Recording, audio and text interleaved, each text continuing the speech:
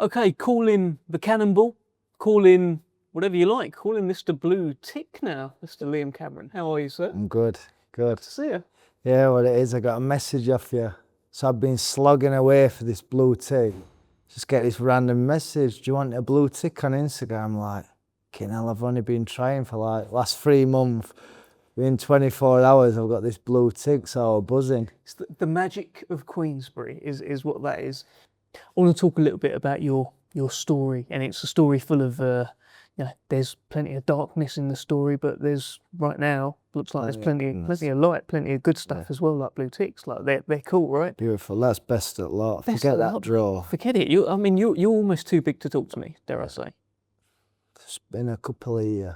Then might be a bit different. But how did you get into boxing all those years ago? I'd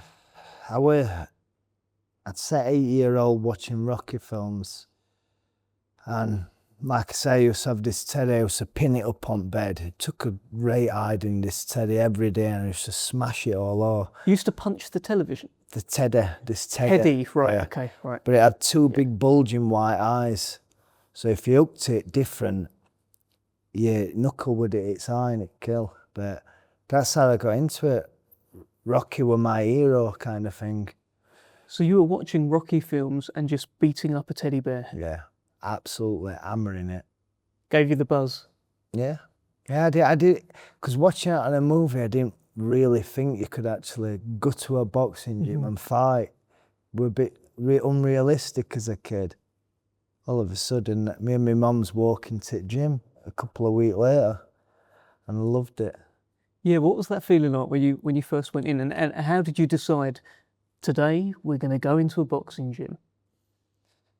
My cousins actually boxed, so I went way to town with my mum, and my cousin drove past and said, do you want to come to the Saturday class? And I think my mum went, oh, do you want a toy or go to the Saturday class? And they bribed me, didn't they, with a toy. Then it happened a week after. Do you want to come to Saturday class? So I jumped in car, went, and I loved it. Thought I were very good and all. I used to put orange peel in, I used to cut it in half into a quarter, peel flesh and put orange in my mouth. And shout, like gum shield type? Yeah, gum shield. So yeah, mad. What did you love about it? I don't know.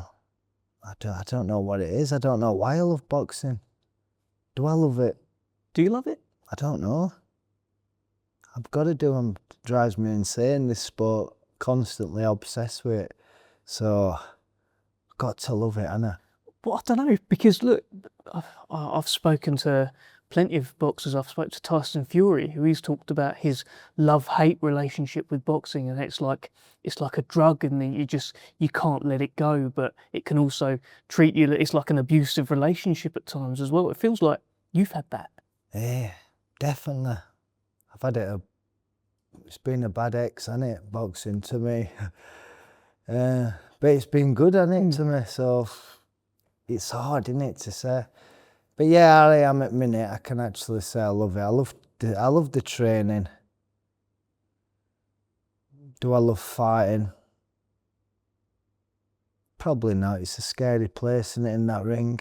But somehow we just do it and just hope for the best.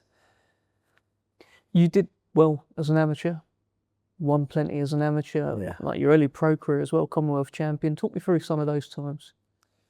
So yeah, I've got a story, in fact. So this promoter were trying to get me pro when I should have stopped amateur. I were gonna be on the GB squad. They were begging me to be on it, the podium. I actually turned it down like a donut, and I were gonna fight in America against USA Select. So actually they sent Dudley O'Shaughnessy, who I beat. I think I beat him like 22-3, 22-4. And the American was Errol Spence. But at the time, he didn't know who we were. But as the years have gone on, it were Errol Spence, and I think he lost by 2 points to him. So that would have been good. Just little. You could have been fighting Errol Spence. Could have been fighting Errol Spence. But yeah, I won some good stuff as an amateur. I didn't just beat the champions, I battered them.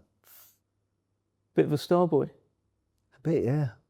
A bit. I was tall back then, tall, skinny. They were all shorter than me, like I'm 6'2", or about 69 kilo, massive. It used to kill me to make weight, but discipline again. And then, as a pro, you're doing well. Commonwealth middleweight champion, everything was going well. Yeah, did well. I were a middleweight. Again, tall for weight. I stopped the champion. Were bookies. I were underdog.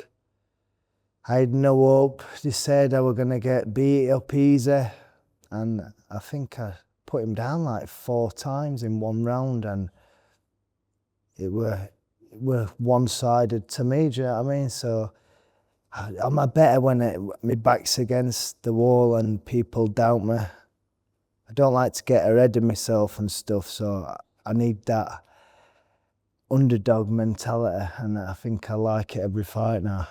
Yeah, that underdog mentality, I think you've had it in your life, because what happened next was the ban. And that ban, obviously you feel you shouldn't have got banned, but then what followed was the world collapsing for you. Yeah, it were, but like, I don't think it's, you've just got to get on with it, haven't you? It's not like, I thought I were unlucky or anything. It happened, it were a big whirlwind, and I thought, day by day, get through it, and I got through it, didn't I? There were times where it were hard. I've become a normal person, going to pubs, having a Sunday roast every Sunday.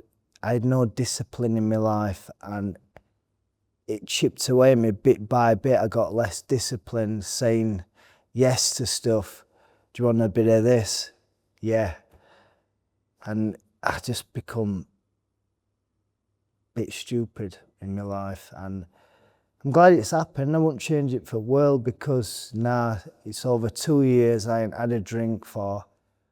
I'm a good lad. I go to the gym, I go and look after my family, my kids. There's no negativity in my life now. So I am glad all that stuff has happened and it's behind me, and I can move on forward. It's actually made me a bit dual alley in a good way, because I know where I can be again. So keep training, get the best version of myself, and get some money behind me and go on holidays and stuff and enjoy my life. But until then, I want pure torture. I don't want this loose mentality where I'm going on holidays and spending my money and buying Rolexes and got a car. My car's falling to bits outside. That's what I want. I want to keep like in hard stuff. The grit. The grit. I want the grit. I want it hard. What was it like, those early moments where you did get that ban? Because what you talk about is your identity. Essentially, you're a boxer and you had to become a civilian. Your identity was just taken from you. That is very difficult for anyone to go through. Yeah, no one asked me about boxing no more. And the thing is, you've got no more boxing mates. Boxing's good when you're in it. You've got all these mates and stuff, but when you're banned really and you're not going to the gym, no one really comes to see you, and you're just left with crazy pub men. And I've seen both worlds, and it's great being in a pub. It's great having a pint and stuff. But to where I want to be in life, you can't be like that. You can't be drinking. You can't be taking drugs, smoking. I was having 20 fags a day as well. I didn't even said this. I was smoking. I can't even stand smoking. I'm there lighting one up. You started smoking. I just thought, you know what? Forget it. I'm doing a lot. I'm doing absolute everything I can possibly do. I'm lighting up a Benson and Hedges in the morning. Crazy. And I look back now and I think, wow, what? It's unidentified. You're just lost, aren't you? Yeah, lost. Just trying all different stuff, just lost.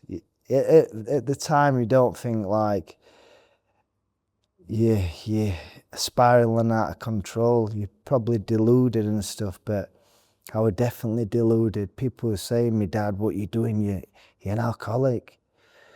I was getting locked up, like, oh, crazy. But often alcoholics don't know they're alcoholics. No.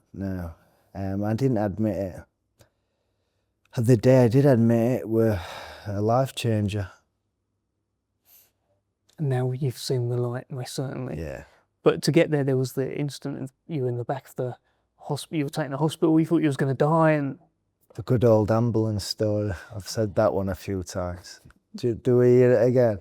yeah, I mean, I just think it's worth touching on that. That was a light bulb moment, and that was the moment that changed everything. You were literally, you thought you was going to die, and So yeah, back of the ambulance story. I was doing that much shit, drinking. This one particular day I worked for like 3-4 days. Finally come round, looked in the mirror. I was like a skeleton, big black rings under my eyes and sweating. I don't even know how to say that word, but like, you know what I mean?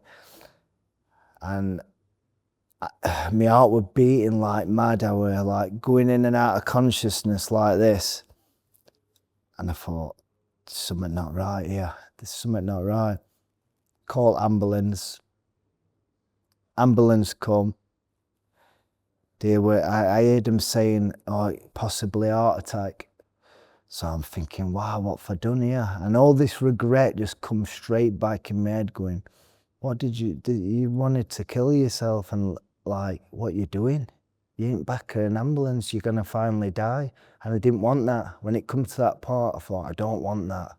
And yeah, they injected me with something to calm me down, because my arms were going up in air. I was having a seizure, and went into this man were pushing me, and I felt like saying to him in this bed, and I felt like saying to him, I'm gonna get up out and walk. You shouldn't even be pushing me. It's embarrassing. So then they took me into this room when I've come round, and my heart were 160 beats per minute. It was really bad. They give me these tablets to calm my heart down. So they were gonna have to re-shock me to put it back to normal. you're how old at this point? You're what, 30? 32? So it was about 2.5 years ago. About 32. Yeah. So yeah, this woman had a word with me in the hospital and said, look, there's people what's coming here what's not come out like what you've come in for. The amount what's in your system is ridiculous. And I thought, I've come here to be treated, like. So then they've put me on to doctors and stuff. They give me these tablets, sertraline and other stuff like that, and yeah, it helped me. From that day, the fear of dying, I didn't want to go back into that place again. So, like I say, I've survived it. Would I take it back? No. Did you recognise yourself in those moments? No. What did you think when you're looking in the mirror and you're seeing all these black? You seem that you've put on a ton of weight as well. Black circles around your eyes. What were you thinking? It weren't that part, but when you're going at toilet and you can't see your own penis, that were bad. That'll do it. That were bad. Just can't run, aching every day. It's your mind, innit? It's your mind when you're doing this kind of stuff. It's just dragging you down bit by bit, and it's just breaking you, and you can't get out of it. You think you can, but you just can't. When it comes to Friday, you're back on booze again. It's like you forget the pain you were in when you were hungover, and you do it all over again. It's like a vicious circle. Were you sort of one of these that would write on Facebook, like, I'm coming back now, that's it, I'm going to make my comeback, you'll all see, I'm going to be champion again? How many of those statuses went up along the way? Yeah. A few. They all laughed at me in gym when I said I was coming back. That's how bad it were. But this time I believed it, and I proved it, you know, so yeah, and I ain't looked back. What's the driving force behind this comeback? Like I say, I think it's the last hurrah. in boxing to give it everything. But why? What's behind that? What made you actually think, yeah, that's it, I'm going to give boxing Because a final go? Because of what? my family have only got me to the breadwinner, to be the man kind of thing, to do it. I've been given this gift of boxing. Go and achieve it now, Liam. You've got how many years left? Go and achieve it. And I think the fear of it coming to an end is pushing me on even more, do you know what I mean? So yeah, I get good motivation from that. You lost your stepdaughter on the way as well. That's a tragedy that, you know, you shouldn't have to go through. It's a horrible thing. Has that helped mould you into the man that you are, that's sitting here today as well, that kind of grief? Yeah, because I promised her, when she died, she had a Facebook, so I posted on Facebook, I'm going to come back for you. Probably said it drunk. Then after a couple of weeks, I thought, I'm not going to come back. Why have I promised it her? And eventually, that were eating away at me, thinking, you've promised that you're going to come back. And people were saying it to me, you've promised that you were going to come back, fatiguing, you was a waste of space kind of thing. And I thought, do you know what, they're right. So I actually did it. Well done. Thank you. I just want to ask you before we close off, where do you feel your resilience comes from? Because it feels like when speaking to you, there's a certain numbness, almost like nothing can hurt you now because you've already been through everything. So yeah, whatever you've got, give it to me. That's what it feels like to me. Yeah, well, actually, when I went to doctors, my pain threshold and me no emotions kind of thing, I can have a laugh and that, and I might get sad. I watched Marley and Me, that made me sad a bit. Mate, that Killed me. messes me up, that film. But like, going through all this, we're going to ambulance and stuff. They could see there was something wrong with me, and we've known for years, obviously. They diagnosed me, I'm smiling, I shouldn't be smiling. I've got ADHD and autism, so that's a mad one. I tell people, I've just been diagnosed, and they go, we already knew, you didn't have to tell us. I'm like, why didn't you tell me then, do you know what I mean? Yeah, that's a mad one. That was a mad one. About 2 weeks ago, I got diagnosed with that. How does that feel? Don't know, good, because like, they're saying I'm like kind of emotionless and a bit numb-headed. I like that. Taking that into the ring, like it's bouncing off my shots. Whatever it is, it's helped make you who you are. It's helped you get to this point in your life, in your career. Definitely. Brilliant speaking to you today, Liam. Same to you. Great to see you, my friend Blue Tick. Blue Tick. Mr. Blue Tick, Liam Cameron.